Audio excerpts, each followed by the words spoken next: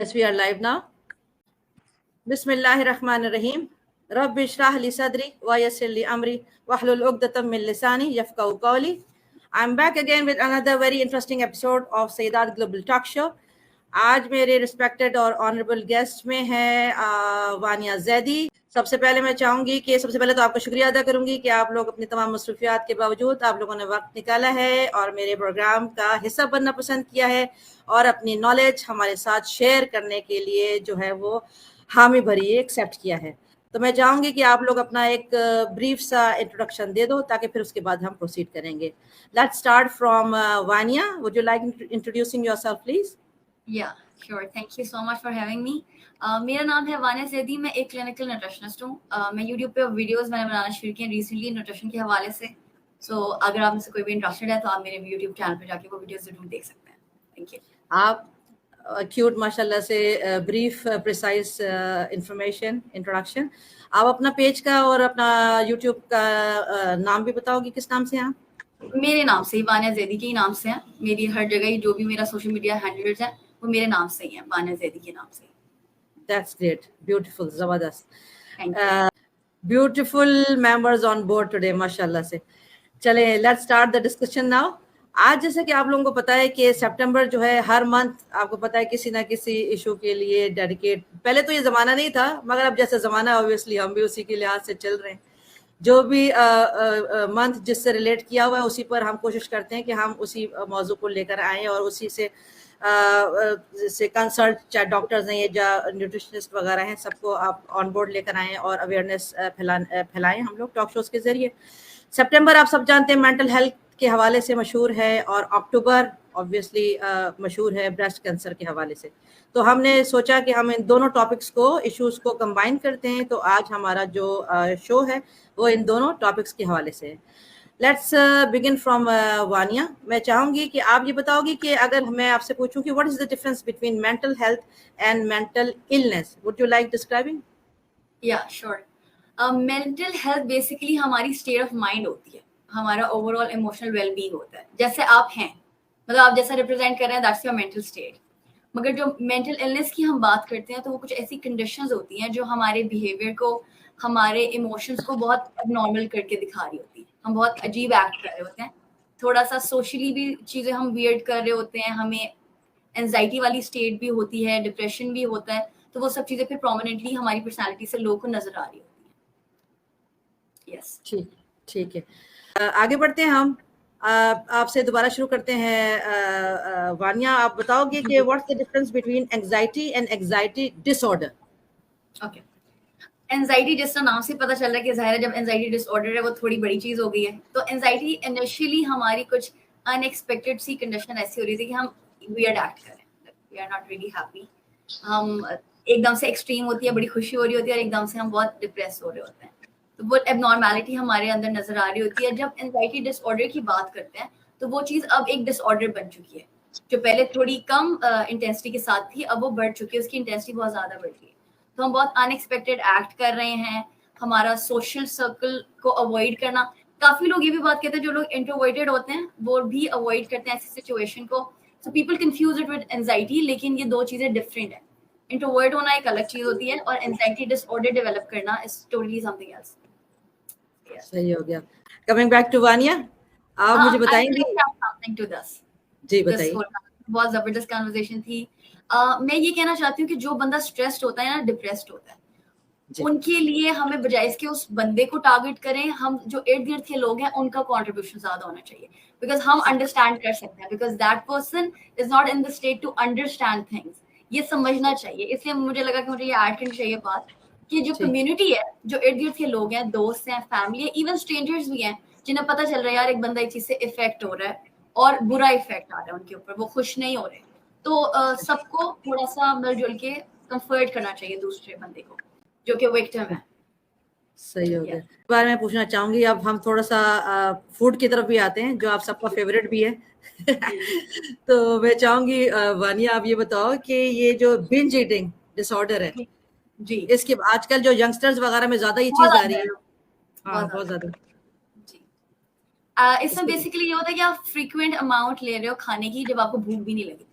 आप चाहते भी नहीं है खाना, पर अब एक हैबिट भी हो गई है ना, हमारे दोस्त हैंग आउट करने जा रहे हैं, मैंने अभी लंच किया है बट एवरीबडी इज गोइंग, तो मुझे भी जाना है, क्योंकि वो फोबिया हो रहा होता है कि मैं मिस आउट कर रहा हूँ कुछ, मैं मिस आउट कर हाँ रही हूँ कुछ।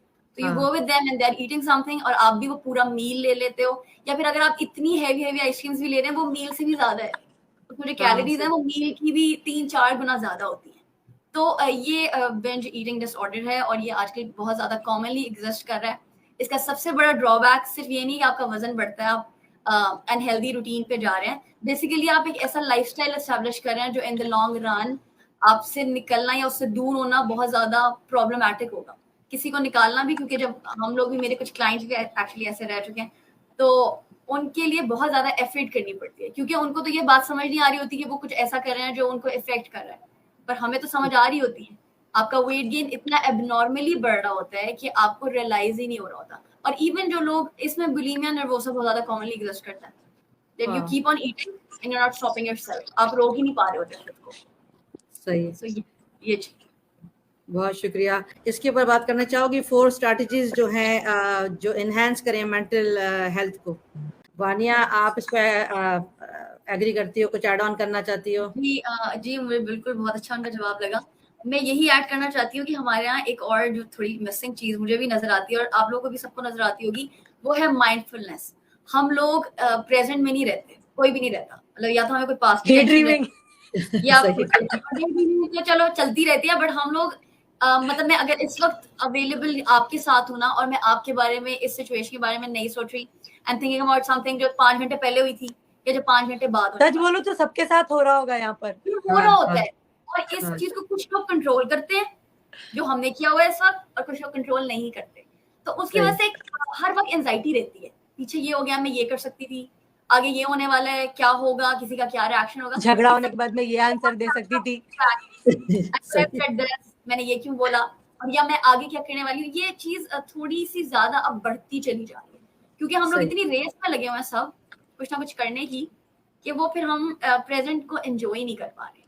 तो वो भी आई थिंक माइंडफुलनेस होना एक बहुत इंपॉर्टेंट चीज है जो कि हेल्प आउट करेगी कम्युनिटी को भी और इंडिविजुअल को भी। जब इंडिविजुअल्स ठीक होंगे तब कम्युनिटी ठीक होगी। ईंट है ना, पूरा बनेगा ईंटों से। सही हो गया, beautiful reply. Actually Fatima, I find it very interesting, और मुझे वानिया का जो आंसर है वो इतना पिन पॉइंटेड लगा कि इन्होंने बिल्कुल उस बेसिक वो जो एक चीज़ है उसको टच किया है। हाँ। कि हमें लाइफ में क्या चाहिए। मेंटल वेलबींग के लिए जो मोस्ट इम्पॉर्टेंट है वो piece of mind and mindfulness जो है वो सबसे ज़्यादा इम्पॉर्टेंट है। बस ये मेंटल हेल्थ से रिलेटेड मैं लास्ट क्वेश्चन करना चाहूंगी। वानिया से बड़ी देर से खामोश बैठी हैं और बुशरा भी। इस वाली कन्वर्सेशन में कुछ ऐड कर दूं जी जी चल रही है थोड़ा सा। जी जी जी मैं इसके हवाले से यही बात कहना चाहती हूँ कि जो डिप्रेशन का, जैसा मैंने पहले भी कहा कि और लोग हेल्प आउट करें, जो पेशेंट है उसको नहीं समझ आ रही बात। इसके अलावा भी मैं एक बात ऐड करना चाहती हूँ। एक्चुअली प्रॉब्लम ये है कि हम जनरली भी डुअल पर्सनालिटी हो गए। We have this personality, we show it to others, और जो असल है वो मेरे अंदर है, वो मैं कुछ लोगों को दिखा रही हूँ, सबको नहीं दिखा रही। बट क्योंकि जिस तरह इन्होंने, डॉक्टर इंदिरा ने बहुत अच्छी बात की कि हम लोग बज़ाहिर पे फोकस कर रहे हैं, जिस हम कह रहे हैं हम अपनी सोल पे तो काम कर नहीं रहे। Physical appearance, physical everything is about the physical look जो लोगों को नजर आ रही है। तो ये एक बहुत बड़ा मसला है कि हम भी फिर एक हद के बाद कंफ्यूज हो जाते हैं कि मैं हूँ क्या, इसलिए फिर लोग भी उस चीज को जज नहीं कर पा रहे होते कि आप हैं क्या। तो ये भी एक मसला जो खुद ही सॉल्व होगा, खुद ही करना चाहिए, खुद ही करना पड़ेगा। बिल्कुल। मैं एक खातून को जानती हूँ, हमारी एक मेड हमारे घर काम करती थी, उनकी बहू थी, उसकी जब डिलीवरी हो गई, अभी 40 दिन पूरे नहीं हुए थे, आई थिंक 2 हफ्ते या 3 हफ्ते की बच्ची थी, वो उन्होंने सुसाइड अटेम्प्ट कर ली थी। इसीलिए मेरा बच्चा, इसीलिए आई कॉल्ड दैट अगर आपकी पर्सनल या family history of psychiatric disorder है तो don't be ashamed of always tell your doctor. क्या बात होगी, मुंह पे एक्नी है, इसके लिए हम शर्मिंदा क्यों होंगे भैया? मसला है, लोग छुपाते हैं और फिर इस तरह के इशू सामने आते हैं। आप हमेशा अपने डॉक्टर को बताइए कि मेरी पर्सनल या फैमिली हिस्ट्री है। क्यों? इसलिए कि ये प्रेगनेंसी में, ये परपीरियम में एग्रेवेट करेगा। फूड के ऊपर बात करते हैं ताकि हम वो ब्रेस्ट कैंसर की तरफ भी मूव करना चाहते हैं। एनफ ऑफ मेंटल हेल्थ अल्हम्दुलिल्लाह नाउ। मगर बस फूड के बारे में आप लोग ये बताते हैं कि कौन से फूड है जो यूज किए जा सकते हैं to prevent depression and anxiety. मैं यही ऐड करना चाहूंगी कि एक्चुअली जिस तरह हम पहले बिंज ईटिंग डिसऑर्डर के हवाले से बात कर रहे थे ना, उसमें अब ये चीज चलती है और उसी को मैं रिलेट करूंगी इस चीज का। उसमें ये चीज होती है क्योंकि आजकल हमारे पास जंक फूड का एक टेंडेंसी बन गई है, तो लोग अक्सर जो हेल्दी फूड है उसको प्रेफर नहीं कर रहे होते और वो जंक की तरफ जाते हैं। एक नेचुरल चीज में ज़ाहिर स्वाद आ गया लोगों को। हाँ, तो अब जिस तरह मैं खुद न्यूट्रिशन थेरेपी सेशंस कंडक्ट करती हूँ और आप यकीन करें आई हैड दिस पेशेंट जिनका जो लाइफस्टाइल था उनके अंदर क्योंकि कुछ साइकोटिक डिसऑर्डर्स भी चल रहे थे, कुछ प्रॉब्लम्स थी भी, कुछ उनकी इमेजिनेशन भी थी। मैंने उनको सिर्फ राइट फूड इंट्रोड्यूस कराया and actually it's change in a week, it change everything for her. और आज तक वो बंदी मुझे थैंक यू के मैसेजेस करती है। सो ये जानना बहुत जरूरी है कि खाली पेट ना हर बंदा एंजाइटी का पेशेंट होगा, हर बंदा डिप्रेशन का पेशेंट होगा। Understand this. एक हद के बाद आप सबको हेल्दी ईट खाना ही खाना है।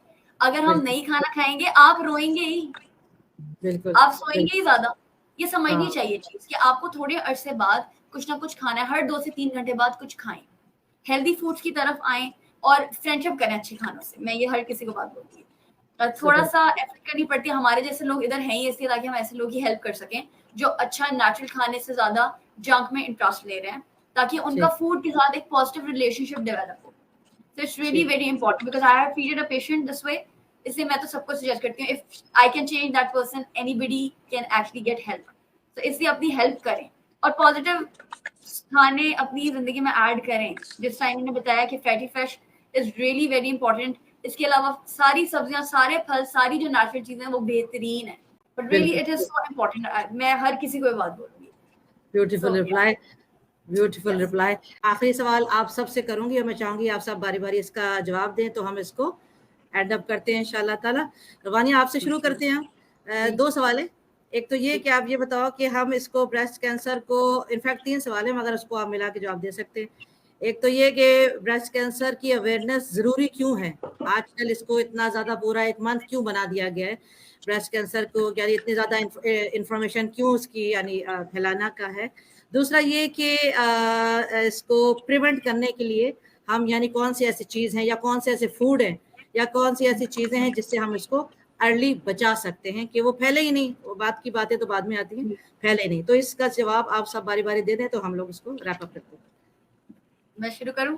जी जी, मैं पहला सवाल जो आपने किया था, इसकी अवेयरनेस फैलाना इसलिए जरूरी है क्योंकि ब्रेस्ट कैंसर सबसे ज्यादा कॉमनली एग्जिस्ट करने वाला कैंसर है खवातीन में।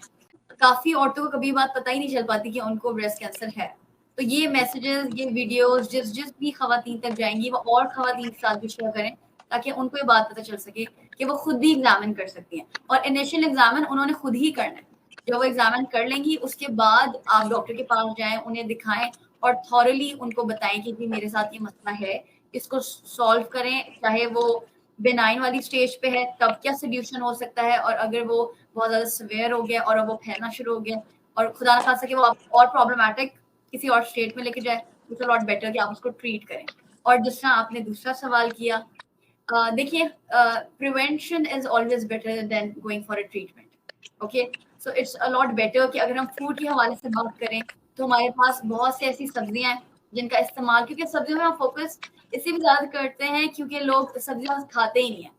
लोगों ने सब्जियां भी खानी है तो गोश्त के साथ खानी है। हम लोग रॉ वेजिटेबल की इनटेक में इंटरेस्टेड नहीं होते। सो इसलिए लीफी ग्रीन वेजिटेबल्स जितनी भी आप उनका इस्तेमाल बढ़ाएं, अपनी जिंदगी में सैलड्स को ऐड करें जिसके अंदर सिर्फ खालिद सब्जियां हों। टमाटर का इस्तेमाल बढ़ाएं। उसके अलावा ब्रोकली बहुत जबरदस्त सोर्स है, आपको बहुत से कैंसर से, बहुत सी ऐसी चीजों से बचाता है।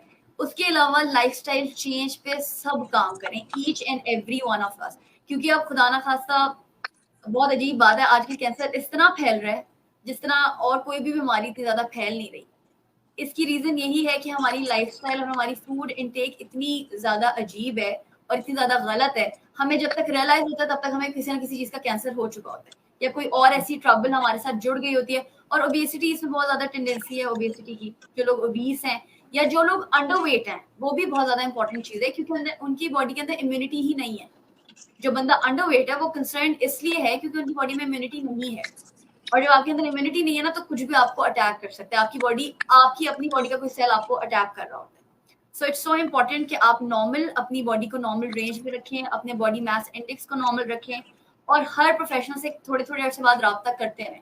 ताकि वो आपको आपकी बॉडी के हवाले से सही गाइडलाइन भी मिलेगी और आपको पता भी चलेगा कि मुझे मेरा क्या पैटर्न है जो डेवलप करना चाहिए। बहुत शुक्रिया जी। We are about to end of the session now. बहुत शुक्रिया आप लोगों के टाइम का। वानिया सोशल मीडिया पे माशाल्लाह से मशहूर हैं, ये इंस्टाग्राम पर भी हैं और बहुत एक्टिव है माशाल्लाह से, फेसबुक के ऊपर भी, टिकटॉक पर भी हैं माशाल्लाह से ये लोग। आप इनको सब जगह से पकड़ सकते हैं जनाब, ये अपने नामों से वहाँ पर मशहूर हैं। वानिया भी अपने नाम से हैं। इंशाल्लाह ताला looking forward for more sessions like this inshallah taala. Jazakallah khair for your time. Assalamu alaikum warahmatullahi wabarakatuh. Take care.